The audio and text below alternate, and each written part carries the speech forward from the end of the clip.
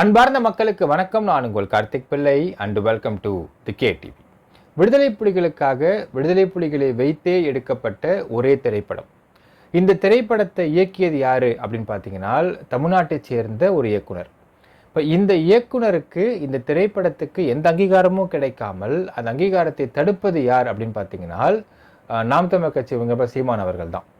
இப்போ சீமான் அவர்கள் பண்ணக்கூடிய இல்லை பண்ணியிருக்கக்கூடிய இந்த ஒரு துரோகம் என்ன, இந்த திரைப்படத்தை எப்படி இயக்குனாங்க, எப்படி இயக்குனாங்க, ஏன் இயக்குனாங்க, எதுக்கு இயக்குனாங்க, இதில் இந்த இயக்குனர் கிராஸ் பண்ண துரோகம் டீட்டெயிலாக பார்க்க போகிறோம் இந்த பதிவில்.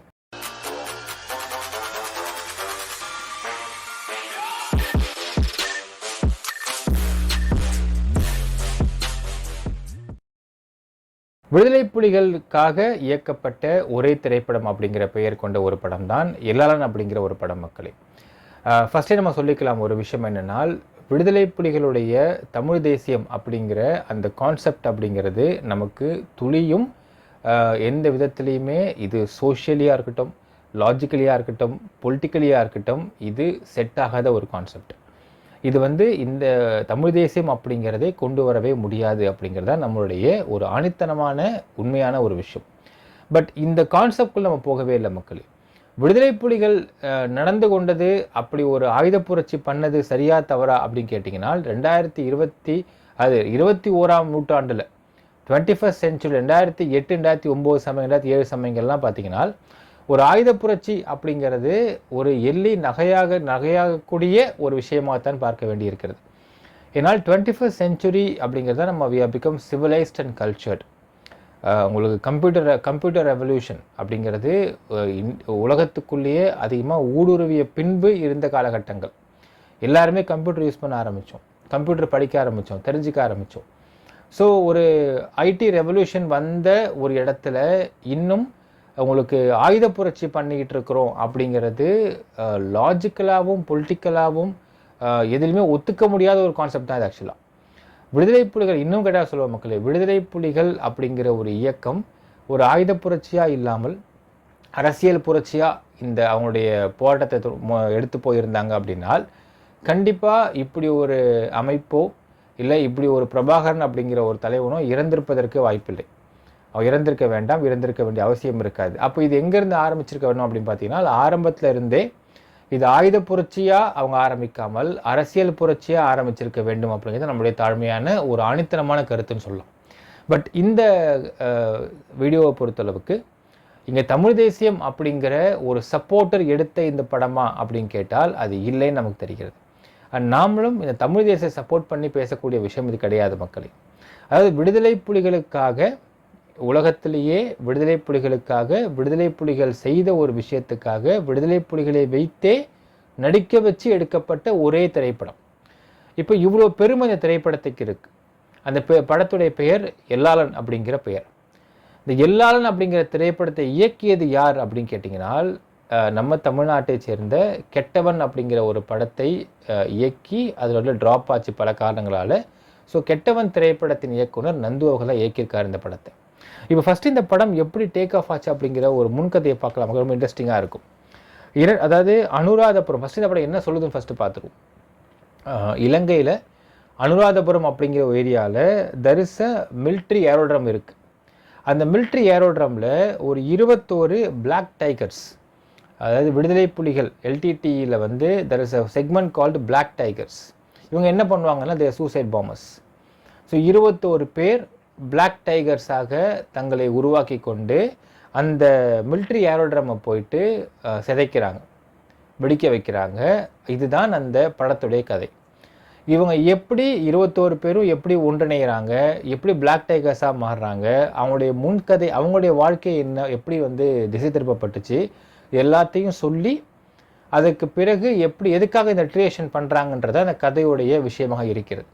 இப்போ இந்த கதையை எடுக்கிறதுக்கு விடுதலை புலிகள் சைட்லேருந்து ஒரு தமிழ்நாட்டை சேர்ந்த ஒரு நபரை எதிர்பார்த்துட்டு இருக்கிறாங்க கதையை டைரக்ட் பண்ணுறதுக்காக. இது எந்த காரணம் 2007 சமயங்களை சொல்லலாம் மக்கள். 2007 சமயங்களில் பீஸ் டாக் போயிட்டுருக்கு விடுதலை புலிகள் மத்தியில். 2007 சமயங்கள்லேயே இப்படி ஒரு படத்தை எடுக்கலாம். ஏன்னா இந்த ஏரோட்ரமுடைய சிதைக்கிறது, இந்த சூசைடு பாம்பிங் அப்படிங்கிறத பற்றி நிறைய தப்பான கருத்துக்களாக வெளியே போயிட்டுருக்கு. இதை பற்றி உண்மை கதை என்னன்றதை வெளியே மக்கள்கிட்ட சொல்லணும் அப்படிங்கிற எதிர்பார்க்குறாங்க. அதற்காக வந்து ஒரு ஸ்கிரிப்ட் எழுதி அதை டைரக்ட் பண்ணுறதுக்கு ஒரு ஆள் எதிர்பார்த்துட்ருக்கான்.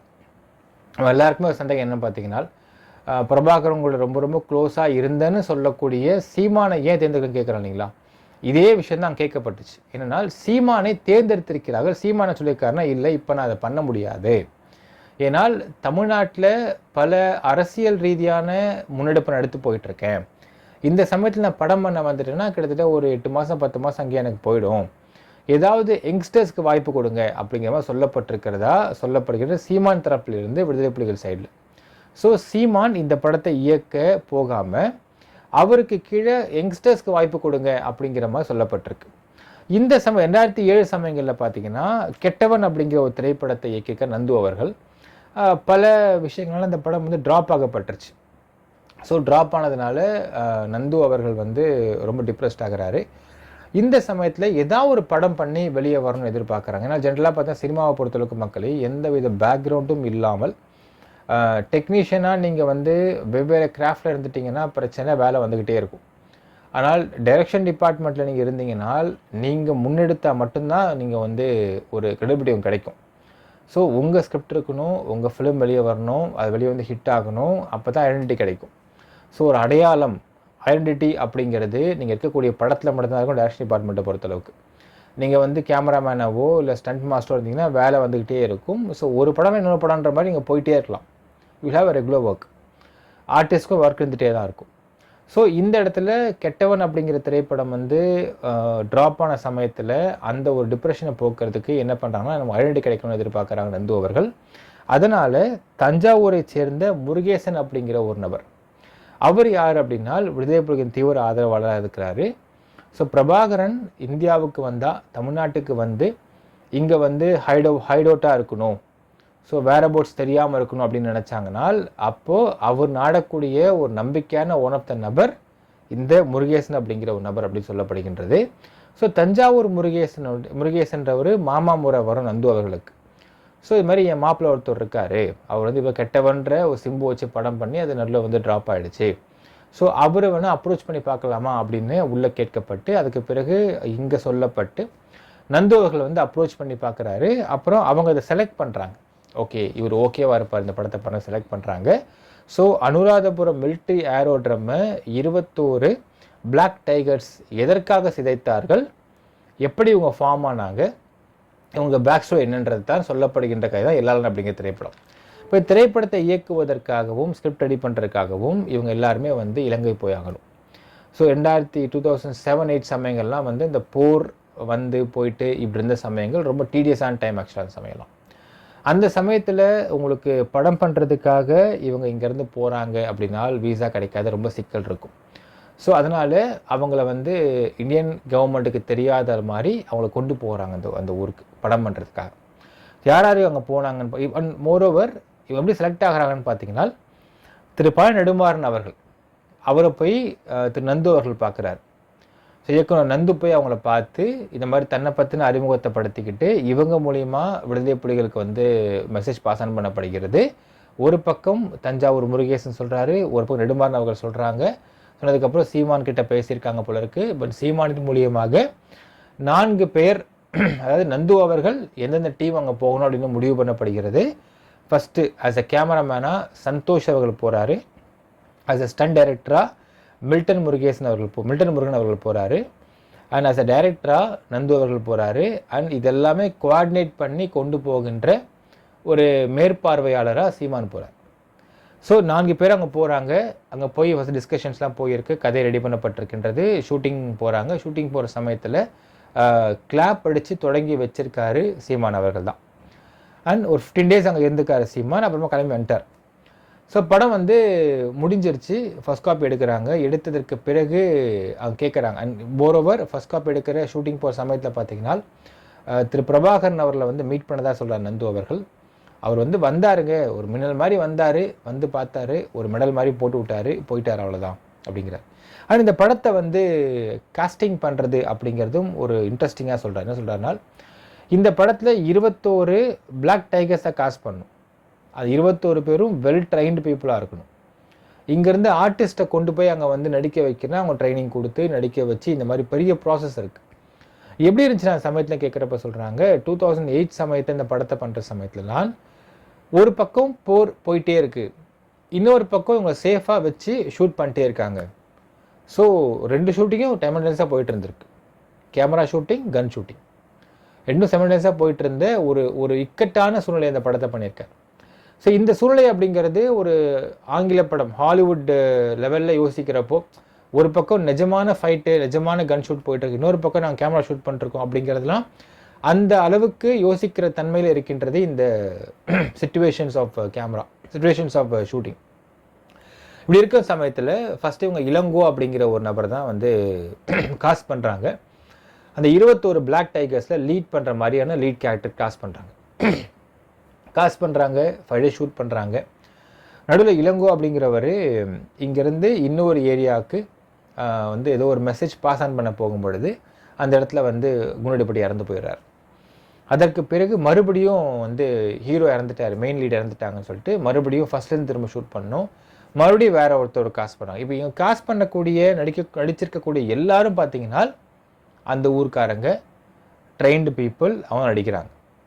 ஸோ அந்த ஊர் மக்கள் எடுத்துக்கிறாங்க, அங்கேயே எடுத்துக்கிறாங்க எல்லாருமே. இன்ஃபேக்ட் டு பி ஃப்ராங்க் மக்களே, நமக்கு படம் பண்ணவங்களுக்கு தெரியும், அமெச்சூர் ஆர்டிஸ்ட்டு எந்த விதமான ஆக்டிங் எக்ஸ்பீரியன்ஸும் இல்லாதவங்க, அவங்களுக்கு வந்து கேமரா ஃபேவர்னா தெரியாது, கேமரா ஆன் பண்ணி ஆக்டிங் பார்த்து ஃபம்பிள் ஆவாங்க, ஆக்டிங் கற்றுக் கொடுக்கணும், ட்ரெயின் பண்ணணும், அண்டு உங்களுக்கு நிறைய விஷயங்கள் லைட் ஃபேவர் பண்ண சொல்லணும், டயலாக் பேசுகிறது, இது எதுவுமே அவங்களுக்கு வராது.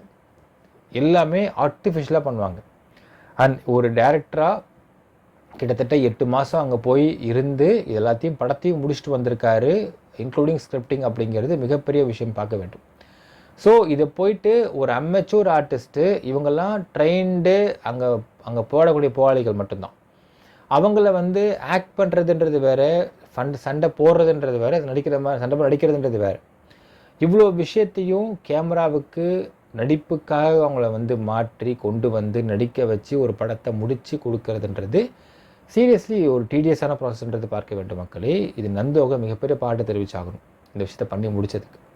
ஸோ படத்தை பண்ணி முடித்ததுக்கப்புறம் கேட்குறாங்க, இந்த படத்தில் உங்கள் பேரை டேரக்டர்னு போட்டுட்டால் ஒரு தடை செய்யப்பட்ட இயக்கத்துக்கு வந்து நீங்கள் படம் பண்ணி கொடுத்துருக்குறீங்க அப்படிங்கிறது வெளியே எஸ்டாப்ளிஷ் ஆகும். இப்போ இந்த படத்தை விடுதலை புலிகள் வந்து உலகம் பூரா வந்து திரையிடுவதற்கு தான் பிளான் பண்ணுறாங்க. ஆனால் இந்தியாவில் திரையிட முடியாது. இந்தியாவில் வந்து ரிலீஸ் பண்ணுறதுன்றது கஷ்டம்னு தெரியுது அவங்களுக்கு. ஸோ உங்கள் பேரை இங்கே நந்துன்னு நான் போட்டுட்டேனால் உங்களுக்கு இந்தியன் கவர்மெண்ட்லேருந்து, இன்டெலிஜென்ஸ் பியூரோலேருந்து சிக்கல் வர்றதுக்கு வாய்ப்பு இருக்குது. நீங்கள் ஜெயிலுக்கு கூட போகலாம், விசாரணைக்கு உட்படுத்தப்படலான்னு சொல்கிறாங்க. இவர் பயந்துடுறார். இல்லை அப்படிலாம் வேண்டாங்க, பயமாக இருக்குன்னு சொன்னோடனே சரி, நீங்கள் ஒரு தமிழ்நாட்டிலேருந்து வந்து இந்த படத்தை பண்ணி கொடுத்துருக்குறீங்க, இதை எந்த சிங்களத்துக்காரனும் பண்ணல, இதை வேற எந்த ஒரு நாட்டுக்காரனும் பண்ணல, ஒரு தமிழன் பண்ணியிருக்கான் அப்படிங்கிற அடையாளமாக டைரக்டட் பை தமிழன்னு மட்டும் நான் போடுறேன், பட் ஸ்க்ரீன் பிளேயில் உங்கள் பேரையும் நான் சேர்த்து போகிறேன்னு சொல்லப்பட்டிருக்கின்றது. அது ஒத்துக்கிட்டு இருந்திருக்காங்க. ஸோ அதற்கேற்றால் போல் இந்த படத்தை இயக்கியது அப்படிங்கிறதுக்கு தமிழன்னு வார்த்தை போடப்பட்டிருக்கு. பட் இந்த படத்துடைய எழுத்து முக்கியமாக ஸ்க்ரீன் பிளேயில் பார்த்தீங்கன்னா இவர் பேர் இருக்குது. ஏன்னா ஸ்க்ரீன் பிளே எப்படி இருந்தீங்கன்னு கேட்டால், இல்லைங்க நான் இங்கே உட்காந்துட்டு இருந்தேன், அவங்க வந்து எனக்கு நோட்ஸ் கொடுத்தாங்க, ஆக்சுவலி நான் எழுதி கொடுத்துருன்னு சொல்லலாம். ஸோ அதில் எந்த விதமான சிக்கலும் வரப்போகிறதில்ல. ஏன்னா ஒரு எந்தவித லீகல் ப்ராசஸும் இல்லாமல் நீங்கள் அங்கே போய் படம் பண்ணிருக்கிறீங்க அப்படிங்கிறது கேள்விக்கு உட்படுத்தப்படலாம். அப்படின்றதுனால இந்த படத்தில் அவருடைய டைரக்ஷன் பேரும் போடாமல் விட்டுருக்காங்க. அப்போ இவர் கேட்டிருக்காரு, சார் டைரக்ஷன் பேரும் நீங்கள் என் பேரை போடலை, எதுவுமே எங்கள் பேரை போட முடியாமல் ஆயிடுச்சு, ஸ்க்ரீன் பிளே என் பேரை போட்டிருக்கிறீங்க. ஆல்ரெடி வந்து சினிமாவில் ஆஸ் அ டைரக்டராக ஒரு அடையாளத்தை வந்து எல்லோரும் எதிர்பார்த்து காத்துட்ருக்கோம். நானும் அப்படி தான் காத்துட்ருக்கேன். இப்போ இந்த படத்தை நான் டைரக்ட் பண்ணிட்டேன்னா, இதை நான் தான் டைரக்ட் பண்ணுறேன்னு வெளியே எனக்கு தெரிய ஆரம்பிச்சதுன்னா, தமிழ் மக்கள் எல்லாருக்கும் வந்து பரவாயில்லையப்பா, விடுதலை புலிகளை பற்றி விடுதலை புலிகளையே வச்சு விடுதலை புலிகள் இடத்துலேயே போய் ஒருத்தர் டைரக்ட் பண்ணிருக்காரு, பெரிய சாதனை பண்ணியிருக்காரு அப்படிங்கிற கிரெடிபிலிட்டி எனக்கு கிடைக்கும். அந்த கிரெடிபிலிட்டியை வச்சு நான் வந்து அடுத்தடுத்த படம் கமிட் ஆக எனக்கு வந்து வாய்ப்பாக இருக்கும். இப்போ எனக்கு அதுவுமே இல்லாமல் போகுது. ஏன்னா என் பேர் டைரக்ஷன் பேரில் என் பேர் வராது. அட்லீஸ்ட் இதை நான் தான், அந்த தமிழன்றவன் நான் தான், நான் தான் டைரக்ட் பண்ணியிருக்கேன் அப்படிங்கிறதை எனக்கு சொல்வதற்காக பிடிஎஸ் பிஹைண்ட் த சீன்ஸ் சொல்லக்கூடிய அந்த ஃபோட்டோகிராஃப் வீடியோகிராஃப்ஸ் நம்மகிட்ட இருக்குது, அதை மட்டுமா எனக்கு கொடுக்க முடியுமான்னு கேட்குறாங்க. அப்போ என்ன சொல்லப்படுது பிரபாகரன் சைட்லேருந்து பார்த்தீங்கன்னா, கண்டிப்பாக கொடுத்துட்றோம், கவலைப்படாதீங்க, இது உங்களை வந்து அடைஞ்சிரும்னு சொல்கிறாங்க. அதற்கு பிறகு இவரும் வந்து சென்னைக்கு தமிழ்நாட்டுக்கு வந்துடுறாரு. வந்ததுக்கு பிறகு கொஞ்ச நாள் கழிச்சு 2009 போர் உச்சத்தக்க சமயத்தில் பார்த்தீங்கன்னா சொல்லப்படுகின்ற என்னன்னா, உங்களுடைய நீங்கள் கேட்டவாறு இந்த படத்தை வந்து ரிலீஸ் பண்ணிட்டோம். யூரோப்பியன் கண்ட்ரிஸ் ஃபுல்லாக இந்த படம் ரிலீஸ் ஆகிடுச்சு. படம் நல்லபடியாக ரிசப்ஷன் இருக்குது படத்துக்கு. இந்தியாவை பொறுத்தளவுக்கு இந்த படத்தை யூடியூப்லோ, அப்போ வந்து யூடியூப்ன்றது ஸ்டார்டிங் ஸ்டேஜஸ் வந்துட்டுருக்கு மக்கள், ஏதாவது ஒரு டிஜிட்டல் மீடியமில் இந்த படம் வரும். அப்போ நீங்கள் இந்த படத்தை போட்டு காட்ட வசதியாக இருக்கும். ஆனால் நீங்கள் கேட்டவாறு இந்த படத்தை நீங்கள் தான் டைரக்ட் பண்ணிருக்கிறீங்க அப்படின்னு நீங்கள் வெளியே சொல்கிறதுக்கு ஏதுவாக இந்த படத்துடைய ஒட்டுமொத்த பிடிஎஸ் ஃபோட்டோஸ் எல்லாத்தையுமே நான் சீமான் கிட்ட கொடுத்துருக்கோம், அவர்கிட்ட போய் நீங்கள் வாங்கின்னு சொல்லப்பட்டிருக்கு. 2009 போர் உச்சத்தக்கிறப்ப இவர் போய் கேட்கல, அப்படி கம்மன் இருக்காரு. 2010 சமயம் போய் கேட்குறப்போ சீமான்கிட்ட போகிறாரு. போயிட்டு இதை பற்றி கேட்குறப்போ சீமான் சொல்லியிருக்காராம், நீங்கள் அப்படி ஒரு படம் பண்ணதாகவோ, நீங்கள் இங்கேருந்து இலங்கைக்கு போனதாகவோ, இப்படி ஒரு சம்பவம் நடந்ததாகவோ நீங்கள் மறந்துடுங்க, எதையுமே நீங்கள் பேசாதீங்க, அந்த ஃபோட்டோ வீடியோ எல்லாத்தையும் நீங்கள் மறந்துடுங்க, அவ்வளோதான் அப்படின்னு சொல்லிட்டு அமுச்சு விட்ருக்காரு. இப்போது 2010 இது சொல்லி அமுச்சு விட்டார். இப்போ ரிப்பீட்டடாக போய் ரெக்வஸ்ட்டுக்குமே வந்து சீமான் வந்து வழிவகுக்கல, செவி சாய்க்கலன்னு சொல்லப்படுது. அப்போது இதை பற்றி வெளியே பேசுகிறதுக்கு நந்துவுக்கு பயமாக இருந்திருக்கேனால், அப்போ நம்ம சொல்லிட்டோம்னா அந்த போர் முடிஞ்ச அந்த ஒரு பீக் சமயம், அப்போ நீங்கள் எப்படி போனீங்க, ஏது போனீங்க, என்ன மாதிரி போனீங்க, யார் கூப்பிட்டு போனோம், என்ன செஞ்சீங்க அப்படின்னு இவ்வளோ கேள்விக்கு உட்படுத்தப்பட்டுருவோமோன்ற பயம் இருக்குது. 2016 தான் வந்து இவர் வெளியே வந்து இந்த விஷயத்தை பற்றி பேச ஆரம்பிக்கிறார். அது மாதிரி நான் ஒரு படம் பண்ணியிருக்கேன், ஏன் இது பேச ஆரம்பிச்சிருக்காருன்னு பார்க்கணும். 2026 நடந்துக்கிட்டு இருக்கு. 2024 வரைக்குமே இதுவரையில் கெட்டவன் படத்தை இயக்கிய நந்து அப்படிங்கிற அந்த ஒரு அடையாளம் அப்படிங்கிறது அவருக்கு பாசிட்டிவாக இருக்கா அப்படின்னு கேட்டால் நமக்கு தெரிந்து அது பாசிட்டிவாக அமையலன்னு தான் நம்ம பார்க்க முடிகின்றது. ஏன்னா அது பாசிட்டிவாக அமைஞ்சிருந்ததுனால் அட்லீஸ்ட் ஒரு அடுத்தடுத்த படத்துக்கான ஒரு ப்ரொடியூசர் செட் ஆகிருந்து அவர் கிடைச்சிருக்க வாய்ப்பு இருக்குது, அது கிடைக்கல. ஆனால் இவர் எழுதி இயக்கி அந்த படம் வந்து வெளிநாடுகளில் நல்லபடியாக போய் நல்ல மக்கள், தமிழ் மக்கள் பார்த்துருக்குறாங்க. அப்படிங்கிறப்போ இந்த படத்தை இவர் தான் இயக்கியிருக்காரு அப்படிங்கிற ஒரு அடையாளமாக இவர் கிடச்சிருந்ததுனால், எல்லாரும் திரைப்படத்தின் இயக்குனர் நந்து, ஆனால் தமிழன் நாங்கள் போட்டிருக்கோம் அப்படிங்கிற அடையாளமாக இவர் கிடச்சிருந்ததுன்னா, வெளிநாடுகளில் வாழக்கூடிய இலங்கை தமிழர்களாவது இவருக்கு வந்து ஒரு ஃபன் பண்ணி நீங்கள் அடுத்த படத்தை டைரக்ட் பண்ணுங்கன்னு சொல்லியிருந்துருக்காங்க. ஒரு விஷயம் பார்க்கணும் நமக்கு, நம்ம நிறைய கேஸை பார்த்துருக்கோம். அது இங்கே இந்தியாவில் இருக்கக்கூடிய தமிழர்கள் மாதிரி இலங்கை தமிழர்கள் கிடையாது அப்படிங்கிறதுக்கு நிறைய உதாரணங்கள் இருக்கின்றன. நீங்கள் பார்த்தா தெரியும், 2010, 2010, 11 பாருங்கள் மக்களே, 2010, 11, 12, 13, 14, ஈவன் 15 வச்சுக்கலாமே, இந்த ஒரு 5-6 வருஷத்துக்குள்ளே பார்த்தீங்கன்னா தமிழ்நாட்டில் நிறைய பேர் வந்து ஒரு விஷயம் சொல்லுவாங்க. ஒரு எமர்ஜென்ட் டேரக்டராக இருக்கவங்க சொல்லுவாங்க, சார் நான் 1 கோடியில் படம் பண்ணுறேன், அந்த படத்தை நான் வந்து இங்கே கேட்டால் பெரிய பேனர்கிட்ட விற்றுருவேன். சரி, எப்படி 1 கோடி கிடைக்கும் அப்படின்னு கேட்டால் சொல்லுவாங்க, sir Norway, Canada, Australia, US, இங்கேருந்தெல்லாம் இலங்கை தமிழர்கள் அங்கே வாழ்ந்துட்டுருக்குறாங்க. அவங்க வந்து தமிழர்கள்லாம் உயிரை விடுவாங்க, தமிழர்களை பயங்கரமாக நம்புவாங்க, அவங்ககிட்ட நீங்கள் அப்ரோச் பண்ணால் ஈஸியாக பணம் கிடைக்கும், ஸோ அதை வச்சு இங்கே படம் பண்ணிடலாம். அப்போது 2009, 10, 11, 12, 13 சமயத்தில் பார்த்தீங்கன்னா மக்களே இங்கே நிறைய பெரிய பேனர்ஸ் நிறையா இருந்துச்சு, ரெட் ஜெயின்ஸ் மாதிரி பெரிய பேனர்ஸ் நிறையா இருந்துச்சு. அந்த சமயங்கள்லாம் இங்கே வந்து படத்தை டிஸ்ட்ரிபியூட் பண்ணுறதோ இல்லை படத்தை வந்து பெரிய பேனருக்கு அவுட்ரைட்டாக கொடுக்கறதோ அப்போ அந்த மாதிரியான சம்பிரதாயம் இங்கே இருந்துச்சு. இப்போ அவுட்ரைட்டுன்ற வார்த்தைனா எங்கேன்னு தேடுற மாதிரி ஆகிப்போச்சு, அது வேறு விஷயம். இப்போ நோ அவுட்ரைட். ஸோ அதனால் அந்த மாதிரி இந்த படத்தை நான் பண்ணி நான் ஒரு டேரக்டராக எமர்ஜ் ஆயிடுவேன் அப்படிங்கிற மாதிரி நிறைய பேர் இங்கே இருந்தாங்க. சில பேர் வந்து அதை சக்ஸஸும் பண்ணாங்கன்னு தமிழ்நாட்டில்னு சொல்லலாம். ஸோ அந்த மாதிரி சமயங்களில் சொல்கிற மக்களே, இன்ஃபேக்ட் ஸ்ரீலங்காவில் வாழ்ந்த தமிழர்கள் தமிழ்நாட்டில் இருக்கக்கூடிய தமிழர்களை பார்த்தா பயங்கரமாக உயிரை விட்டுருவாங்க, பயங்கரமாக மதிப்பாங்க, பயங்கரமாக வந்து அவங்க அவ்வளவு சந்தோஷமாவாங்க. இது கிரவுண்ட் ரியாலிட்டி மக்களே. ஸோ இந்த மாதிரி அட்லீஸ்ட்டு திரு நந்து அவர்களுக்கு இந்த படத்தை வெளிநாடுகளில் பார்த்தவர்கள் இவர் தான் டைரக்ட் பண்ணிருக்காரா, பரவாயில்லையப்பா அப்படின்ற மாதிரி இவருக்கு கிரெடிபிலிட்டி ஒன்று கிடச்சி, அந்த கிரெடிபிலிட்டியின் மூலியமாக இவருக்கு ஒரு ப்ரொடியூசர் கிடச்சிருந்தாலும் நல்லா இருந்திருக்கும். 24 ஆகுது மக்கள், இப்போ 2024 நடந்துட்டுருக்கு. இப்போ 2024 வரைக்கும் எந்த விதமான அவருக்கு ஒரு முன்னேற்றமும் இல்லாமல் இருக்கின்றது. ஸோ இப்படியே அவர் வாழ்க்கை போயிட்டுருக்குன்னு சொல்லலாம். இப்போ இதில் தப்பு யாருடையது அப்படிங்கிறத ஃபஸ்ட்டு கொஞ்சம் அனலைஸ் பண்ணி பார்க்கலாம் மக்களே. ஃபஸ்ட் அண்ட் ஃபார்மோஸ்ட் திங், இந்த இடத்துல 2 பேர் மேலே தப்புன்னு நம்ம சொல்லலாம். அதாவது ஒரு பக்கம் விடுதலை புலிகள் மேலே தப்பு.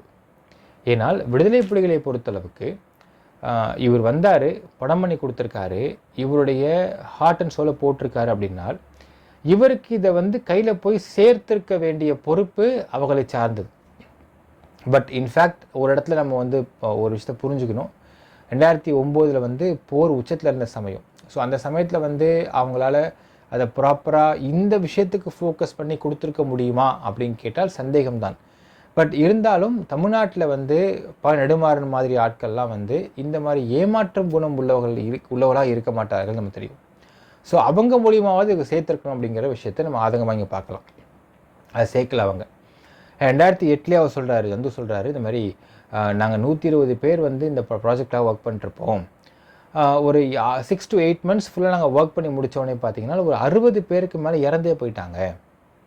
ஸோ போர் நடந்துகிட்டே இருக்கும் ஒரு பக்கம் நாங்கள் ஷூட் பண்ணிட்டுருப்போம். அந்த மாதிரி தான் சினாரியோ இருந்துச்சுன்னு சொல்கிறார். ஸோ அந்த இடத்துல அந்த சமயத்தில் என்னதான் இருந்தாலும் இந்த மாதிரி உயிரை பணைய வச்சு படத்தை பண்ணி கொடுத்துருக்காரு. இன்ஃபேக்ட் இவர் 2008க்கு மேலே படத்தை முடிச்சுட்டு பேக் டு இந்தியா வந்திருந்தாலும் அடுத்த ஒரு 2-3 வருஷத்துக்கு ஒரு பயந்து தான் வாழ்ந்திருப்பார். ஏன்னா எங்கேயாச்சும் ஐபி ஏதாவது போப் முடிச்சிருவாங்களோ, கூப்பிட்டு கேட்பாங்களோன்ற பயத்தில் வாழ்ந்திருப்பார். ஸோ இப்பேற்பட்ட உயிரை பணைய வச்சு ஒரு படத்தை பண்ணி கொடுத்துருக்கிறவருக்கு அவருக்கான அங்கீகாரமாக இருக்கக்கூடிய அந்த பிடிஎஸ் ஃபைல்ஸ் அப்படின்னு சொல்லக்கூடிய பிஹைண்ட் த சீன் ஃபைல்ஸ் அப்படிங்கிறதை அவரிடம் சேர்த்திருக்க வேண்டிய பொறுப்பு விடுதலை புலிகளை சார்ந்தது தான். அதை அவங்க பண்ணாமல் விட்டாங்க. சரி, இப்போ நம்ம சொன்ன மாதிரி மக்களே, இலங்கை தமிழர்கள் இங்கே இந்தியாவில் இருக்கக்கூடிய தமிழர்களை பயங்கரமாக நம்புவாங்க, பயங்கரமாக மதிப்பாங்க நம்ம சொல்லியிருந்தோம். அதற்கு ஒரு அடையாளமாகத்தான் சீமானை நம்பி இதை கொடுத்திருப்பதற்கு வாய்ப்பு இருக்குது. ஏன்னா நம்பியிருக்காங்க சீமானன்றதுனால. ஆனால் சீமான் அவர்கள் பார்த்தீங்கன்னா இந்த விஷயத்தை நந்து அவர்கிட்ட, எப்பா இது உனக்கு பொக்கிஷமா இல்லை பாரமாக எனக்கு தெரியாது, இந்தாங்கப்பா இது உங்கள் உழைப்பு, நான் உங்ககிட்ட கொடுத்துட்றேன், இதை நீங்கள் இப்போதைக்கு நீங்கள் வெளியிட்டு எக்ஸ்போஸ் பண்ணால் உங்கள் சிக்கல் வருமா வராதா இதெல்லாம் அனலைஸ் பண்ண தெரில. பட் நீங்கள் வச்சுக்கோங்க, இது உங்கள் உழைப்பு, எப்போ தேவைப்படுதோ எப்படி தேவைப்படுதோ நீங்கள் உபயோகப்படுத்தி நீங்கள் வாழ்க்கையில் முன்னேறிக்கங்கப்பா அப்படின்னு கொடுத்துருக்க வேண்டும். ஒரு அரசியல் தலைவர்னு சொல்லக்கூடிய சீமான் அவர்கள் வாய்க்கிடையே மேடையில் பேசிகிட்டு இருக்காரு, தமிழர்கள் வாழ்க்கையை முன்னேற்றுவோம் அதுக்கு பாடுபடும் பேசிகிட்டு இருக்காரு. தமிழர்கள் வாழ்க்கையை முன்னேற்றது பாடுபடுறது இதெல்லாம் ஒரு பக்கம் இங்கே வச்சுக்குவாங்க. ஆனால் உண்மையாக உழைச்ச ஒரு மனுஷன், அவரும் தமிழன் தான், நீங்கள் சொல்கிற மாதிரி ஆங்கிளில் பார்க்கும் பொழுது அவருக்கு அங்கீகாரத்தை நீங்கள் இப்படி கெடுத்து வச்சுருக்கிறீங்க, இன்ன வரைக்கும் கெடுத்துக்கிட்டு இருக்கிறீங்க அப்படிங்கிறதை எப்படி ஏற்றுக்கொள்ள முடியும் மக்களே? ஸோ சீமான் அவர்கள் பண்ணது மிகப்பெரிய துரோகம் சொல்லலாம். இது நம்பிக்கை துரோகம்னு சொல்லலாம். இவர் விடுதலை புலிகளுக்கும் நம்பிக்கை துரோகம் பண்ணிட்டாரு, இவர் கூட இருந்த நந்துவுக்கும் நம்பிக்கை துரோகம் பண்ணிட்டாருன்னு சொல்லலாம் மக்களே. அதாவது கதை சொல்லுவாங்க மக்களே, ஒரு பழங்காலத்து கதை ஒன்று. இதை ஏன் இந்த கதையை சொல்கிறேன் லாஸ்ட்டாக அவங்க சொல்கிறேன். ஒரு ராஜா என்ன பண்ணாரா, ஊர் மக்களை பூரா கூட்டினாராம். கூட்டி இந்த மாதிரி நாளைக்கு நம்முடைய பிரதிஷ்டம் பண்ண கடவுளுக்கு நம்ம பாலாபிஷேகம் பண்ண போகிறோம், அதற்கு எல்லாரும் கான்ட்ரிபியூஷனுக்கும் நான் எதிர்பார்த்துட்ருக்கேன்.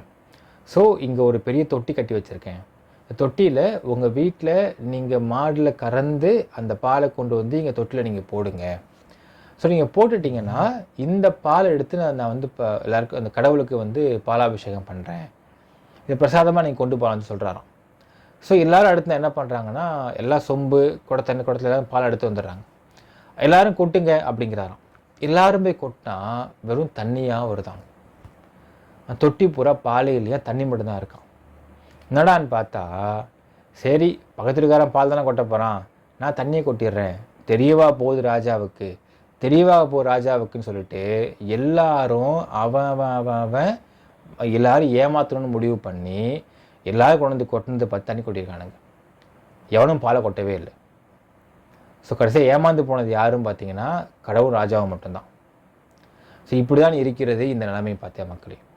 அதாவது நந்து அவர்கள் இந்த படத்தின் மூலியமாக ஒரு அங்கீகாரம் கிடைக்கும். ஏன்னா சினிமாவில் வந்து ஒரு விஷயம் சொல்லுவாங்க மக்கள், என்னன்னு பார்த்தீங்கன்னா, இங்கே தமிழ் சினிமாவில் இது நிறையாவே பார்க்குறாங்க. சில ப்ரொடியூசர்ஸ்லாம் பார்த்தீங்கன்னா டேரக்டர்ஸ் ஜாதகத்தை வாங்குவாங்க, வாங்கி 2 ஜாதகத்தை ஒப்பிட்டு பார்ப்பாங்க. அதாவது தயாரிப்பாளர் ஜாதகம், இயக்குனர் ஜாதகம் ரெண்டும் ஒத்து போதாலாம் பார்த்துருக்காங்க. இந்த கதை நான் கேள்விப்பட்டிருக்கேன். அது 2 ஜாதகம் ஒத்து போய் 2 ஜாதகத்துலேயும் வந்து 10ல் குரு இருக்கணும், அப்போ தான் அந்த படம் ஹிட் ஆகும், அப்படிலாம் பார்த்துருக்காங்க. ஸோ சப்போஸ் இயக்குனர் ஜாதகத்து இப்படி ஜாதகம் ஒத்து போகாமல் இருந்து ஜாதக ரீதியாக ஒத்து போகாமல் திருமணத்துக்கு நீங்கள் பார்க்கறதுன்றது வேறு கதை. ஒரு படம் பண்ணுறதுக்கே இதை பார்த்துருக்காங்க. ஸோ அப்படி பார்த்து ஒத்து போகலைன்னா, இல்லைப்பா ஜாதகம் செட் ஆகலை, படம் பண்ண வேண்டாம், நீங்கள் வேறு ப்ரொடியூசர் பார்த்து அனுப்பிச்சி விட்ருக்காங்க பல இடங்களில். அதே மாதிரி தமிழ் சினிமாவை பொறுத்தளவுக்கு என்ன ஒரு விஷயம் பார்த்தா, லக்குன்ற விஷயத்தை ரொம்ப முக்கியமாக பேசுவாங்க. அதாவது ஒரு ஃபஸ்ட்டு படம், அந்த படத்தை நீங்கள் எடுத்து அந்த படம் வந்து எப்படியாச்சும் ரிலீஸ் ஆகிடணும். அது ஃப்ளாப்பு ஹிட்டு 2ஆம் பட்ச விஷயம். அதுக்கு வந்து என்னென்ன காரணத்தை கற்பிச்சுட்டு போயிடலாம். ஃபஸ்ட்டு படம் ரிலீஸ் ஆகிடணும். அப்படி ரிலீஸ் ஆகலை அப்படின்னால் அந்த டைரக்டருக்கு வந்து அன்லக்கி பாயூர் அப்படின்ற ஒரு பட்டம் சுட்டுவாங்க.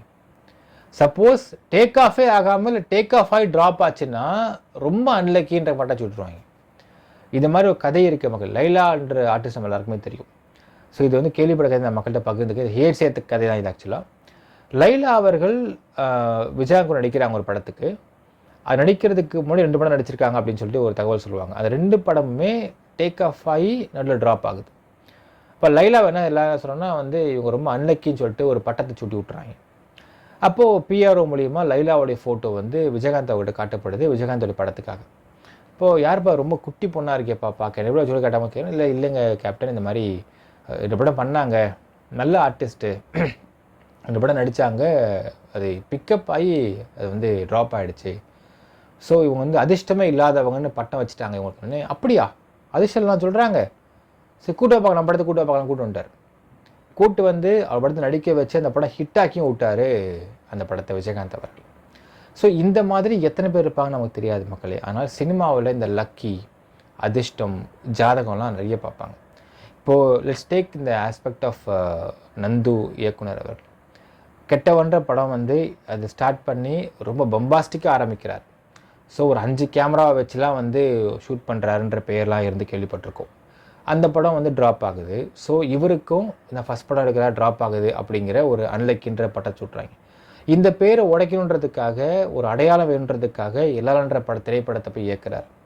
அந்த படத்தை இவர் என்ன ஆஸ்பெக்டை இயக்கியிருக்காருன்னு சொல்லப்படுதுன்னு பார்த்தீங்கன்னா, ஒரு விடுதலை புலிகளுக்கான படத்தை தமிழர்களுக்காக இயக்கிக்கக்கூடிய ஒரு தமிழர் அப்படிங்கிற ஒரு பெயர் கிடைச்சதுனால் நமக்கு படங்களை ப்ரொடியூசர்ஸ் கிடைப்பாங்க, நம்ம அதை வச்சு நம்ம கிரெடிபிலிட்டி ஏற்றிக்கலாம்னு நினச்சி அவர் படம் பண்ணுறாரு. ஆனால் அது கிரெடிட்ஸும் கிடைக்கல.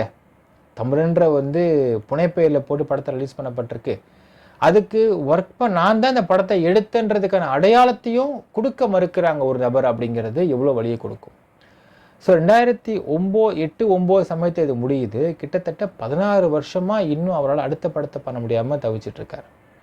ஸோ ஒரு சினிமாவில் தான் அடையாளத்தை செட் பண்ண நினைக்கக்கூடிய ஒரு இயக்குனருக்கு சீமான் அவர்கள் நாட்டை திருத்த போகிறேன், ஊரை திருத்த போகிறேன், நாட்டையே புரட்டி போட போகிறேன், நான் தான் முதலமைச்சராக இந்த விஷயம் கொண்டு வர போகிறேன் அப்படிலாம் பேசக்கூடிய சீமான் அவர்கள் இன்னொருத்தருடைய உழைப்பை எடுத்து வச்சு கொடுக்க மாட்டேன்றது எந்த விதத்தில் நியாயமாக இருக்க முடியும் மக்களே. ஊருக்கு உபதேசம் பண்ணுறவன் வீட்டுக்கு ஒழுங்காக இருக்க மாட்டான் அப்படின்னு சொல்லுவாங்க ஒரு பழமொழியில். அந்த மாதிரி திரு சீமான் அவர்கள் ஊருக்குலாம் உபதேசம் பண்ணிருக்காரு. ஆனால் இவருடைய பர்சனல் லைஃப் எடுத்து பார்த்தா, அவர் பர்சனல் லைஃப்னால் அவருடைய பர்சனல் லைஃப் நான் தூக்கி முடிச்சிடுறேன், அது எனக்கு அவசியமே இல்லை, விஜயலட்சுமி பற்றி அவசியமே இல்லை நமக்கு.